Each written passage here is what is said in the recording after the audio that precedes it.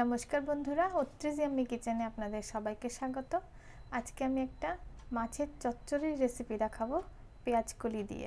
আজকে আমি বানাবো মৌরলা মাছের চচ্চড়ি। তার জন্য নিয়েছি আমি পেঁয়াজ কলি, মৌরলা মাছ আর আলু। একটা আলু ভাজার মতো করে, একটু মোটা মোটা ভাজার মতো করে কেটে নিয়েছি। তার সাথে একই রকমভাবে পেঁয়াজ কলিগুলো কেটে নিয়েছি। এবার কড়াইতে আমি তেল দিয়ে দেব। তেলটা খুব ভালো করে তাতাবেন, কারণ চুনো মাছ ভাজতে গেলে কড়াইতে লেগে গিয়ে কীরকম এক হয়ে যায়, গলে গলে যায়। তার জন্য তেলটা খুব ভালোভাবে তাতাবেন। আর আমি অল্প অল্প করে দুটো ব্যাচে ভেজেছি মাছগুলো, যাতে মন্ড পাকিয়ে না যায়। প্রথমে একটু আঁচটাকে হাইয়ে রাখবেন, তারপরে একটু ঢিমে করে দেবেন। দিয়ে আমি দুটো ব্যাচে মাছগুলোকে খুব বেশি কড়াও করিনি, আবার নরমও করিনি, মোটামুটিভাবে ভেজেছি।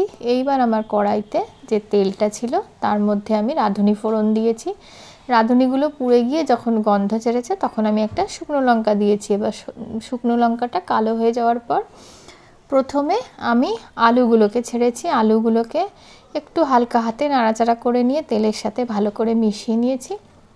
তারপরে আমি পেঁয়াজ কলি দিয়েছি। এবার পেঁয়াজ কলিগুলো আলুর সাথে সুন্দরভাবে মিশিয়ে নিয়ে একটু নাড়াচাড়া করতে হবে। তারপরে দিতে হবে পরিমাণ মতো লবণ, আর হলুদ আপনারা যা দেন তার থেকে একটু কম পরিমাণে দেবেন, তাহলে পেঁয়াজ কলি সবুজ সবুজ ভাবটা বজায় থাকবে। বেশি হলুদ দিলে সবুজ রঙটা নষ্ট হয়ে যায়। তো এরপরে আমি আঁচটা ঢিমা করে দিয়ে ঢেকে দেব কড়াইটা একটু ভাজা ভাজা হয়ে গেলে, কারণ একটু আলুগুলোকে নরম হওয়ার জন্য সময় দিতে হবে।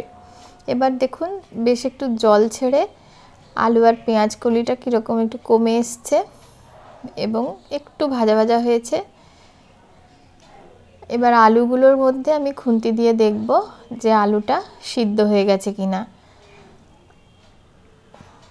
একটু খুন্তি দিয়ে চাপ দিলেই দেখবেন আলুগুলো কেটে যাচ্ছে, তখন বুঝবেন আলুগুলো একদম সিদ্ধ হয়ে গেছে। এবার আমি ওর মধ্যে একটুখানি জল মিলাবো, ঠিক ততটুকু যতটুকুতে তরকারিগুলো ডোবে, বেশি না। বেশি দিলে পেঁয়াজ কলিগুলো বেশি সিদ্ধ হয়ে কীরকম গলে গলে যাবে, খেতে একটুও ভাল লাগবে না। আর আমি 4-5টা কাঁচা লঙ্কা চিড়ে ওর মধ্যে দিয়ে দিয়েছি। আর যখনই ঝোলটা ফুটে যাবে তখন আমি মাছগুলো দেব। যেহেতু ঝোল খুব কম, তার জন্য মাছগুলোকে ভালো করে তরকারির সাথে মিশিয়ে নিয়ে আমি আঁচটা কমিয়ে দিয়ে ঢেকে দেব। এবার মাছগুলোকে একটু সিদ্ধ হওয়ার সময় দিতে হবে।